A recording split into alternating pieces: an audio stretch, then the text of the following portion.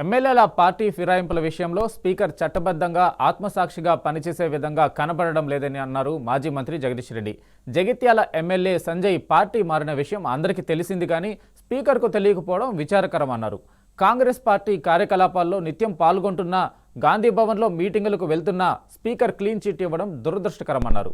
ఒకవైపు జగిత్యాలలో కాంగ్రెస్ బీఫామ్ల ఇష్యూలో జీవన్ రెడ్డి వర్సెస్ సంజయ్ వ్యవహారం నడుస్తున్నా ఇవేమీ స్పీకర్కు కనబడడం లేదని విమర్శించారు.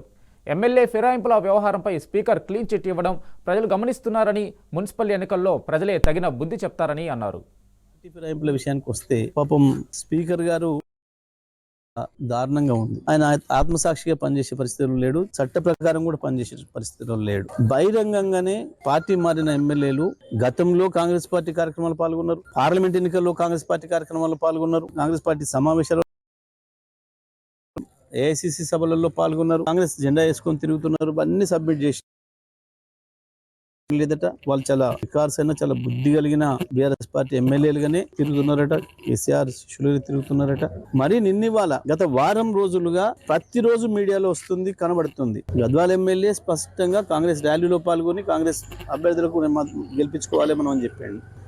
జగిత్యాలలో అయితే స్పష్టంగా జీవన్ రెడ్డి గారు బహిరంగంగానే స్టేట్మెంట్ ఇచ్చిండు. సంజయ్కి మా 30 సీట్లు కాంగ్రెస్ పార్టీ సీట్ ఎట్లు ఇస్తావు నువ్వు, నేను ఎట్టి బస్సులో ఒప్పుకోను, 50 సీట్లు నాకు కావాలని ఇంత స్పష్టంగా కనబడుతుంది. అయినా సరే స్పీకర్ గారు ఆ పిటిషన్ డిస్మిస్ చేయడం అనేది దురదృష్టకరం. వీళ్ళకి ఏమాత్రం చట్టం అంటే గౌరవం లేదు, న్యాయం అంటే గౌరవం లేదు. తప్పకుండా మేము కోర్టులో తేల్చుకుంటాం.